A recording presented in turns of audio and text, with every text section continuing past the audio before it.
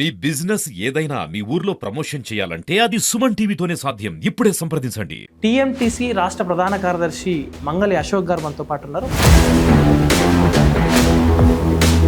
ఆ సంఘటన జరగడానికి కారణం ఏంటి?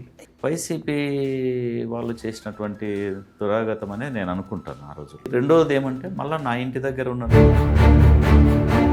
మీరు అడ్వకేట్ కూడా కదా, కనీసం ఈ కోణంలో అయినా భయపడే వాళ్ళే మిమ్మల్ని చూసి. అంటే మా కమ్యూనిటీ అనేది బ్యాక్గ్రౌండ్ లేదు కదా, వీడేం చేస్తాడులే అనేటటువంటిది. అంటే నేను పొలిటికల్గా నన్ను యాక్సెప్ట్లో చూడటంలే. మీ ఎన్నికుండి ఏదో జరుగుతుందేమో ఆలోచించవచ్చా? ఎస్ ఖచ్చితంగా ఆలోచించవచ్చు. ఎందుకంటే కులము బలమన్నా ఉండాలా, డబ్బు బలమన్నా. మా కులం నాకు. కానీ ఇక్కడ మీ మీద ఒక వాదన ఏముందంటే కేవలం మంగళ అశోక్ గారు ఎవరైతే ఉన్నారో కేవలం ఈయన నాయబామన కుటుంబాలకే పనిచేస్తారు పార్టీ కొద్ది అనే వాదన కూడా. ఎక్కడిది? పత్తికొండలో ప్రతి వార్డులో నేను తెలియనటువంటి వాళ్ళు లేదు. టీని చూసి గెలిపించారు, అశోక్ని చూసి కాదు అన్నట్టు కూడా ఉంది. మరి ఎందుకు మిగతా వార్డుల్లో గెలిచలేదు? అధిష్టానం దృష్టికి ఏ రోజైనా కోరిక కోరడం జరిగిందా? రీసెంట్గా కూడా అశోక్ గారిని కనీసం ఏ నామినేటెడ్ పదవుల్లో అయినా చూడొచ్చు అంటారా మిమ్మల్ని నమ్ముకున్న ప్రజలు? నాకైతే ఆశలు లేవు. నమస్తే, వెల్కమ్ టు సుమన్ టీవీ. నేను మీ యాంకర్ హర్షవర్ధన్. ఈరోజు ఒక ప్రధాన కార్యకర్తను, తెదేపా కార్యకర్త, గత చాలా సంవత్సరాల నుండి టీడీపీ పార్టీకి అనలేని కృషి చేస్తున్న వ్యక్తి. అంతేకాదు ఈయన కేవలం ఒక కమ్యూనిటీ పేరుతో ఈయన పిలుస్తూ ఉన్నా ఆ కమ్యూనిటీ కాకోకుండా నిత్యం కార్మికుల కోసం, కర్షకుల కోసం అనునిత్యం సమాజంలో ఏదైనా ఒక ప్రధానంగా ఏదైనా సమస్య ఎదుర్కొంటే ఏమి ఇక్కడికి ఇంకా ఈయన రాలేదా అనేటట్టుగా చర్చించే వ్యక్తి మనతో పాటు ఉన్నారు.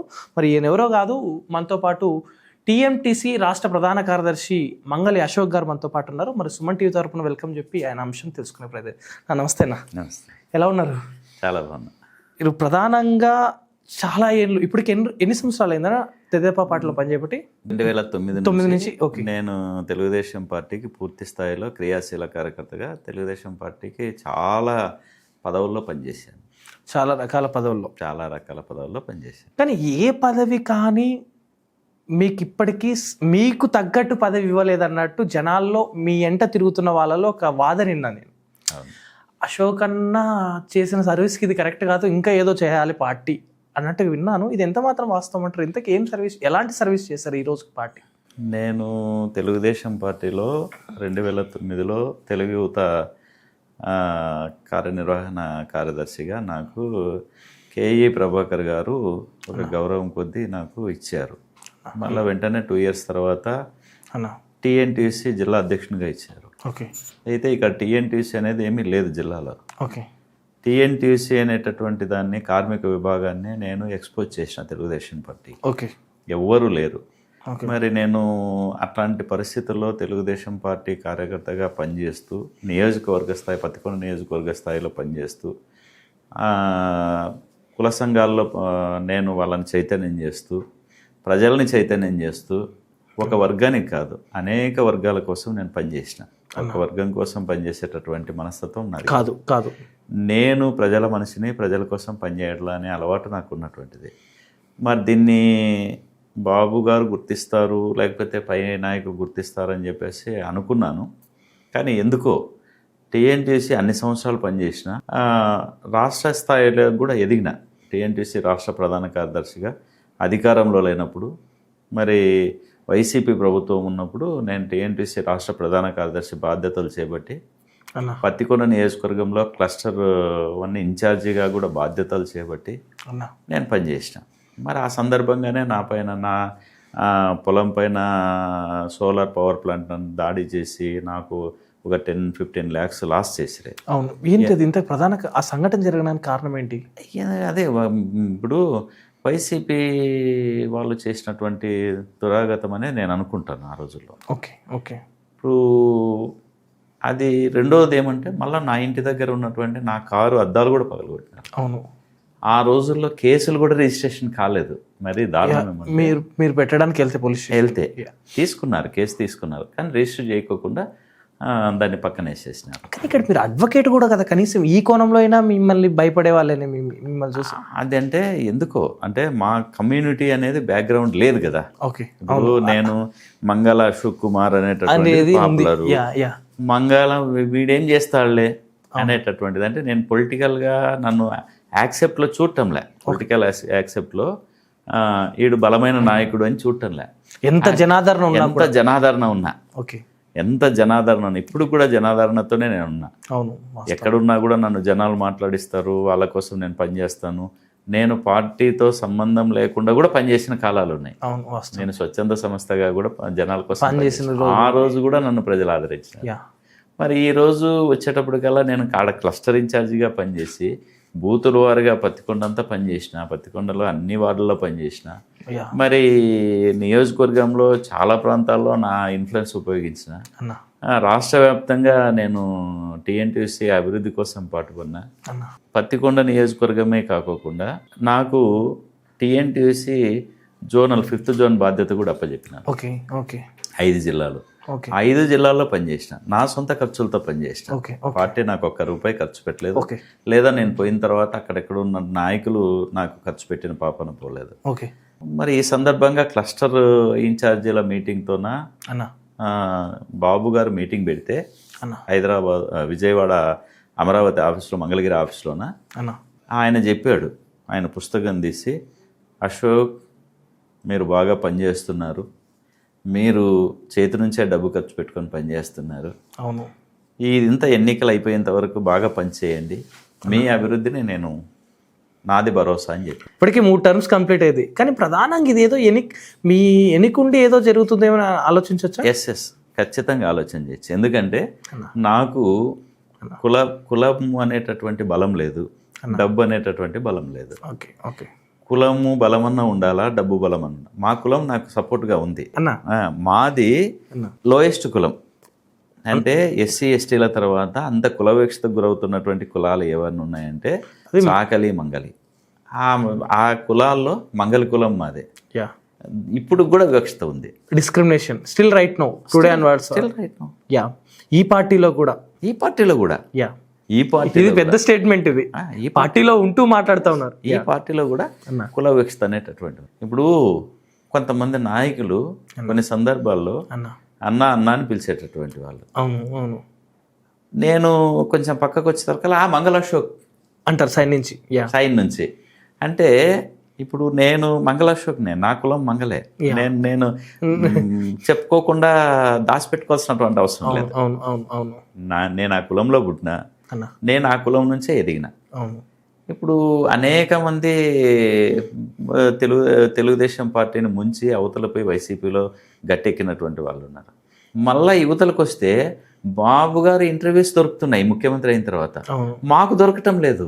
ఈయన కేవలం వాళ్ళ ఏదైతే నాయ బ్రాహ్మణ కుటుంబాలు ఉన్నాయో, మంగళ అశోక్ అని మంగళ అనే ముందర టైటిల్ పెట్టుకున్నాడో, ఈయన కేవలం వాళ్ళ కుటుంబాల కోసమే పనిచేస్తాడు, మిగతా వాళ్ళని అంత దగ్గర తీసుకోడు అనేది అయితే బలంగా ఉన్న విషయం. అట్లా అనుకుంటే కార్మిక వర్గం నా ఎందుకుంది?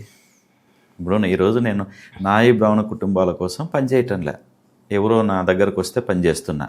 నేను కులం పేరుతో కుల సంఘం నాయకునిగా నేను ఇప్పుడు ఏ బాధ్యతల్లో లేను గత 10 సంవత్సరాల నుంచి, 12 సంవత్సరాల నుంచి. మరి 12 సంవత్సరాల నుంచి కులపరమైనటువంటి బాధ్యతల్లో లేనటువంటి నన్ను కార్మిక నాయకునిగానే నన్ను గుర్తించి వాళ్ళు నా సర్వీస్ కోసం ఎందుకు వస్తున్నారు? ఇప్పుడు ఉన్నటువంటి కార్మిక సంఘాలు ఏ ఎమ్మెల్యేల సహకారం తీసుకోవటం లేదు, మంత్రి సహకారం తీసుకోవటం లేదు.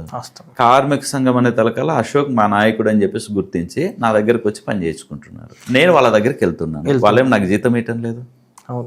మరి ఇప్పుడు కార్మిక నాయకుడిగా నేను గుర్తింపు పొందిన అదే నా ఇక్కడ ఏమంటున్నానంటే, సమాజం మాత్రం మిమ్మల్ని మీ కమ్యూనిటీతో చూస్తున్నారు, కానీ మీ కమ్యూనిటీ వాళ్ళు కూడా మిమ్మల్ని కొంతమంది ఆదరించడం లేదు. అంతే కదా, మీ కమ్యూనిటీలో ఉన్న వాళ్ళు కూడా మంగళ అశోక్ వ్యతిరేకంగా ఉన్నారు ఈ రోజు కూడా. కారణం ఏమై ఉండొచ్చు, కానీ సమాజం మాత్రం మిమ్మల్ని మీ కమ్యూనిటీ కోసం పనిచేస్తున్నారు అంటున్నారు. కానీ కులపరంగా మొత్తం కులం బలం అయితే నా వెనక లేదు. ఎందుకు లేదు అని అంటే ఉండరు, అంతే. ప్రతి కులంలో ఇదే పరిస్థితే. ఇల్లు గెలిచి రచ్చ గెలిచాలన్నట్టుగా ఒక నినాదం ఉంటుంది. మేము గెలిచి వాళ్ళ కోసం పనిచేసి అనేక ఇప్పుడు సొసైటీ రుణాలు వస్తే కోట్లలో ఇప్పించినాము. హౌసెస్ ఇప్పించినాము, అనేక ప్రాంతాల్లో భూమి విముక్తి చేసినాము. అది ఒక 3 years మాత్రమే. 3 years తర్వాత వాళ్ళకు నాకు మరి తర్వాత నాయకత్వం వేరే వాళ్ళని పెట్టేసి మేము నాయకత్వంలో లేకుండా దూరం అయిపోయినాం. ఆ తర్వాత పూర్తికాలం తెలుగుదేశం పార్టీ కోసమే పనిచేసినాం. చాలా 100% మా చేతి నుంచి డబ్బులు ఖర్చు పెట్టుకొని. ఇప్పుడు యువగలం కార్యక్రమం వచ్చింది. అవును, నారా లోకేష్ గారు మా యువ నాయకుడు, మంచి ఈరోజు భవిష్యత్తు నాయకుడు ఆయన. అవును, అవును. ఆయన పత్తికొండకు వస్తే మా ఎమ్మెల్యే శ్యాంబాబు గారి ఆదేశాల మేరకు నేను మారెళ్లలోన అన్న గ్రామ సేవకులతో ఒక ప్రత్యేక మీటింగ్, ఎంప్లాయీస్ వాళ్ళు గవర్నమెంట్ సర్వెంట్లు ఎంప్లాయీస్తో మీటింగ్ పెట్టడం రాష్ట్ర వ్యాప్తంగా ఎక్కడ జరగలేదు, పత్తికొండలో జరిగింది. మరి కార్మిక నాయకుని కాబట్టి పెట్టాను. మన కులం అంటే నేను కుల సంఘాన్ని తీసుకుపోయి పెట్టిండే. అండర్ గ్రౌండ్ వర్క్ లో చూస్తే మంగళ అశోక్ గారి దగ్గరికి చాలా రకాల సమస్యలతో చాలా మంది ఆయన ఇంటిని తలుపు తడతారు. ఈ రోజు కూడా ఒక కుటుంబ ఘర్షణ జరిగినా, ఒక ఏదైనా ఇంకే ఫ్యామిలీ మ్యాటర్స్ ఎత్తనేమి ఆయన లాయర్ అయ్యిండొచ్చు, కానీ పోలీస్ స్టేషన్కి వెళ్ళాల్సిన మ్యాటర్ మంగళ అశోక్ గారి ఇంటికి వస్తుంది. ఈయన ఒక సైడే అంటే మంచి చెడో చెప్తాడు, కానీ ఒక సైడ్ చెప్పడం వల్ల ఇంకో కోణం వాళ్ళు పూర్తిగా ఆయనకు వ్యతిరేకంగా మారుతున్నారు అంటున్నారు. ఇదెంత మాత్రం అట్లేం లేదు. నేను 100% ఏమంటే ఇద్దరు అంటే సామాన్యంగా అంటే బోత్ పార్టీస్ని న్యాయం చేయాలని చూస్తా. ఓకే, లేదనుకుంటే న్యాయం ఎట్లుంటే అక్కడ మొగుతా. ఇప్పుడు ఈ 2 వర్గాలని సమన్యాయం చేయలేము ఎప్పుడు కూడా. అవును, వాస్తవమే. ఇప్పుడు కోర్టు కూడా అదే కదా చేసేది. ఇప్పుడు పోయినారనుకో న్యాయం ఎక్కడుంది దాన్ని చూస్తాం.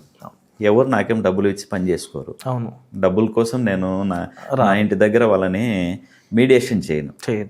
మీడియేషన్ చేస్తున్నాను అని అంటే ఒక వర్గానికి న్యాయం జరుగుతుంది, ఇంకో వర్గానికి అన్యాయం జరుగుతుంది, కామన్ అది.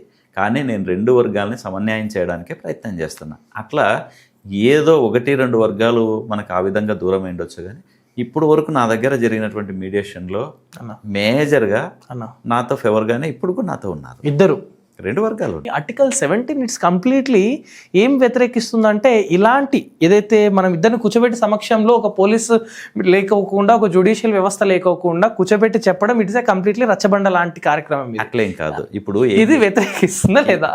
కరెక్టే. ఇప్పుడు ఏముందంటే సుప్రీంకోర్టు కూడా ఇచ్చింది అన్న, mediation is a correct process. అంటే మీడియేషన్ లేదే ప్రతి ఇష్యూ కోర్టుకు వెళ్ళడం వల్ల తిరిగి పెద్దరాయుడు లాంటి అట్లా కాదు. ఇప్పుడు నేను అడ్వకేట్గా నా దగ్గరకు వచ్చినారనుకోండి, నేను కోర్టులో ఫైల్ చేసే బదులు ఆ కోణంలో బాగుంది. ఇదే నేను కూర్చోబెట్టి ఇద్దరిని మాట్లాడిన తర్వాత ఇప్పుడు ఫ్యామిలీ మ్యాటర్ లేదా గొడవ ఏదో ఒకటి ఉంటుంది.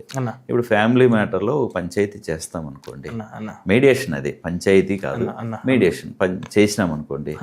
ఇప్పుడు వాళ్ళు ఏమనుకుంటారు, ఇప్పుడు ఈ పంచాయతీ జరిగి అగ్రిమెంట్ రాసేసుకొని పోతే సెటిల్ అయిపోయినట్లేనా? ఇది చేస్తే పెద్దరాయుడు పంచాయతీ, ఇది చేస్తే గ్రామ పంచాయతీ, అంటే ఊర్లో రచ్చబండ పంచాయతీ అవుతుంది. నేను అట్లా చేయటంలే, మీడియేషన్ చేసి ఇద్దరికి రాజీ చేస్తున్నాం. ఆ తర్వాత ఇద్దరిని కోర్టులో మేము ముందుకు తీసుకెళ్తున్నాం, కేసు ఫైల్ చేస్తున్నాం. అక్కడ జడ్జి గారి దగ్గర ప్రొడ్యూస్ చేసి కేసుని రాజీ చేసేస్తున్నాం. ఇది మా దగ్గర ఉన్నటువంటిది. అదే మీ దగ్గర ఉన్న, ఇప్పుడు మిమ్మల్ని ఇంటర్వ్యూ చేసే ముందు మీ గురించి చాలా చోట్ల ఎంక్వైరీ చేస్తే ఎవరైతే మంగళ అశోక్ గారు ఉన్నారో ఈయన న్యాయం వైపే సమాధానం చెప్పడానికి ట్రై చేస్తారు, కానీ ఈయన చేయాల్సిన పని కాదు, ఇది జ్యుడిషియల్ వ్యవస్థ చేయాల్సింది, ఒక పోలీస్ వ్యవస్థ చేయాల్సింది. ఈయన ఇలా చేయడం ద్వారానే ఈయనకు కొంత వర్గము దూరం అవుతున్నారు అన్నట్టు ఒక వాదన ఉందన్నమాట. అట్లేం లేదు. ఇప్పుడు నేను ప్యానల్ అడ్వకేట్ పత్తికొండలో. జడ్జి గారు కూడా ఏదైనా కేసులు ఉంటే మేము మీడియేషన్ చేయమని చెప్తుంది. ఎందుకంటే మీడియేషన్ అనేది కామన్ ఇప్పుడు అడ్వకేట్స్ కోర్టులో. ఇప్పుడు మేము మీడియేషన్ చేసి కోర్టుకు తీసుకెళ్ళకపోతే అది తప్పు అవుతుంది. మేము మీడియేషన్ చేసిన తర్వాత ఇద్దరిని తీసుకెళ్ళి కోర్టులో ప్రొడ్యూస్ చేస్తాం, కేసు ఫైల్ చేస్తాం, కాబట్టి అక్కడ జడ్జి గారు తీర్మానం ఇస్తారు, కాబట్టి అది పర్ఫెక్ట్లీ రైట్. అంతే కదా. ఇప్పుడు ఎలా అంటే మీరు అన్నది వాస్తవం, ఎందుకంటే ఒక ఇద్దరు భర్త భార్య కొట్లాడిన తర్వాత వెంటనే పెద్దల సమక్షంలో ఏది కానీ వాళ్ళని కూర్చోబెట్టి చేయకపోతే న్యాయస్థానం దగ్గరికి వెళ్తే న్యాయస్థానం ఏం చెప్తే 6 months ట్రయల్ చేయకపోండి అని చెప్తే ఆ తర్వాత వాళ్ళు అప్పటికీ కలుసుకోకపోతే విడాకులు తీసుకుంటారు. కానీ అక్కడ వాళ్ళ కోసం వాళ్ళ పుట్టిన పిల్లలు అంత దూరం అవుతారు ఇదే మీడియేషన్ జరగకపోతే. మరి వాస్తవం కదా, మీలాంటి వాళ్ళు మీడియేషన్ చేసి వాళ్ళిద్దరు కూర్చోబెట్టి లేదమ్మా ఇది తప్పు ఇది కరెక్ట్ తిరిగి సంసారం చేయకపోండి, మీ భర్త కోసం బతకండి, మీ పిల్లల కోసం బతకండి అని చెప్పకపోతే అక్కడ విఫలం అయిపోతుంది, డైవర్స్ అయిపోతుంది. ఇప్పుడు కలిసిన వాళ్ళు కలుస్తారు, కలవని వాళ్ళు కోర్టులోకి వచ్చి విడాకులు తీసుకుంటారు. కానీ కలిసే వాళ్ళ శాతం కనీసం తీసుకొని రావడం అయితే మంచి విషయమే. ఇప్పుడు ఒక్కటి గుర్తుపెట్టుకోండి అన్న, ఇప్పుడు ఎప్పుడైతే మీడియేషన్ జరిగిందో అన్న సామరస్యంగా కోర్టులోన సెటిల్మెంట్ అవుతుంది. సెటిల్మెంట్ మీడియేషన్ జరగకపోతే సంవత్సరాల కొద్ది కోర్టులో కేసు పెండింగ్ ఉంటుంది. ఇప్పుడు ఈ మధ్య కాలంలో ఏదైనా జరగచ్చు. ఇప్పుడు అవతల వాళ్ళకి ఆవేశం రావచ్చు. అయితే అన్ని చేస్తాము అంటే అన్ని చేయలేము. మన దగ్గరకు వచ్చినవి మాత్రమే చేయగలుగుతాం. మన చేతనైనట్టు మన స్థాయికి తగ్గట్టు మాత్రమే చేయగలుగుతాం. మీ కుటుంబ ప్రస్తావన ఏంటి? బేసిక్గా మీరు ల్యాండ్ లార్డ్సా లేకపోతే మధ్యతరగతి నుంచి వచ్చిన వాళ్ళే? మధ్యతరగతి కుటుంబము, అతి పేద కుటుంబం. మరి చెప్పాలంటే అతి పేద కుటుంబం, గ్రాస్ లెవెల్ కుటుంబం. మీ నాన్నగారు ఏం చేసేవారన్నా? మా నాన్నగారు మా వృత్తి చేసేవాళ్ళు. ఓకే. మా అమ్మగారు మా నాన్నతో కొట్లాడి నన్ను చదివించింది. ఓకే. అందులో మా అన్నగారు లాంటి మా అక్క ఇద్దరు కూలీలకి వెళ్ళి చేతి వృత్తులు చేసి మమ్మల్ని పోషించి చదివించినారు. మా అమ్మ కష్టం, మా అన్న కష్టం, మా నాన్న కష్టం, మా అక్క కష్టం కూడా ఉంది. మీ కమ్యూనిటీలో నుంచి ఇంత బ్రాండ్ కలిగిన వ్యక్తిని మన ఏరియాలో అయితే మిమ్మల్నే చూస్తాను నేను. అంతే కదా, ఇదైతే ముమ్మాడి చెప్పుకోవాల్సిన విషయమే. ఒక న్యూ ఇయర్ ఫెస్టివల్ జరిగితే ఈయన దగ్గరికి ఇంతమంది వెళ్ళడం ఏంటి?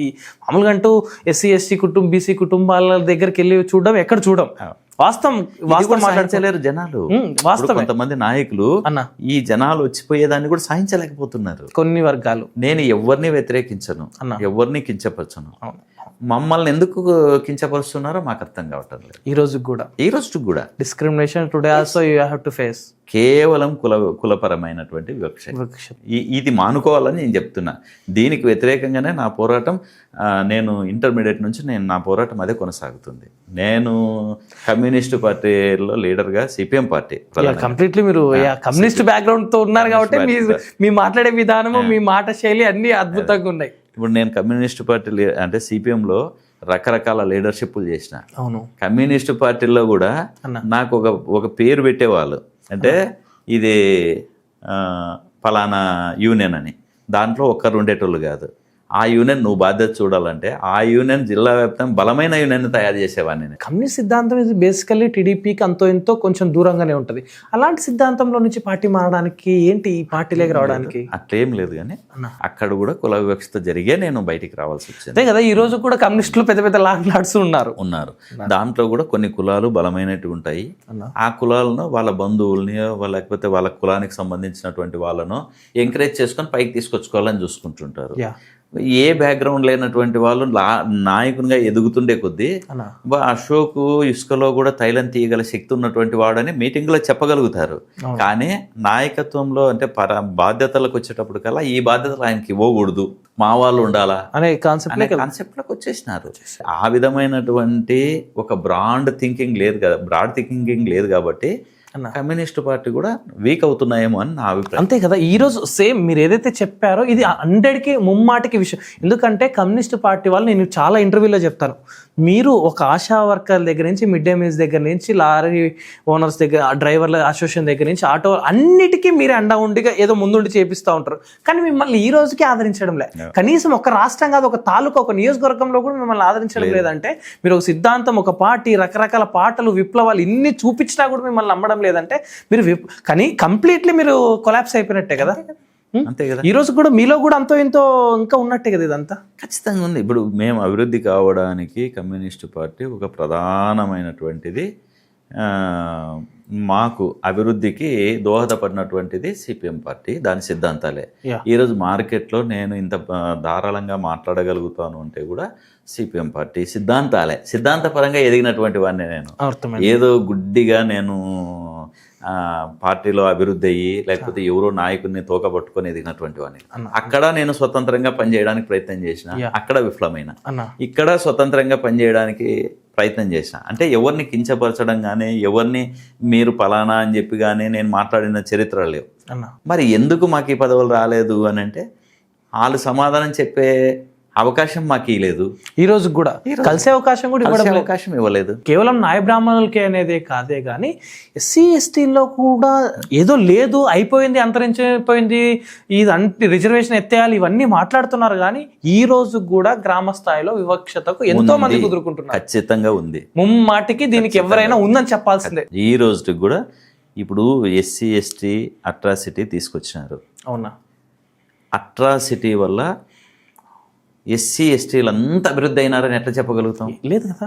ఈ రోజుకి కూడా మర్డర్లు అయినటువంటి వాళ్ళు ఉన్నారు గ్రామాల్లో, యా కుల వివక్షతో. యా ఈ రోజుకి కూడా గ్రామాల్లో అగ్రవర్ణాల ఆధిపత్యం కింద నలిగిపోతున్నటువంటి వాళ్ళు ఉన్నారు.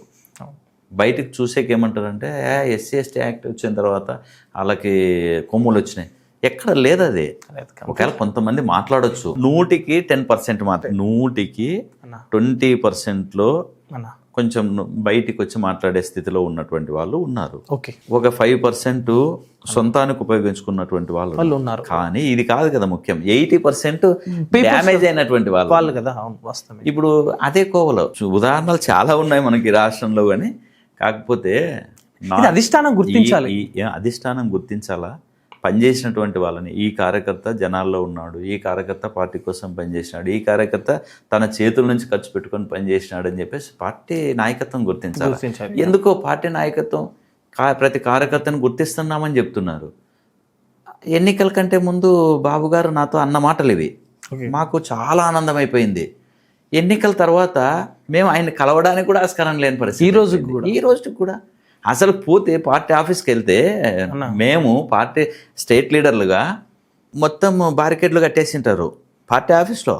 అన్నా మేము బయట నుంచి పోవాలంటే అక్కడ మా సరిగ్గా ఉన్న స్టేట్ లీడర్స్ ఉంటారు. అయ్యా మేము స్టేట్ లీడర్లు కదా, లోపలికన్నా రానివ్వండి. అట్లా ఎవరికి లేదు, సంబంధం లేదా. బాబు గారు వెళ్ళేంత వరకు, ముఖ్యమంత్రి గారు వెళ్ళేంత వరకు ఎవరిని రానిచ్చేది లేదు, పర్మిషన్ లేదా.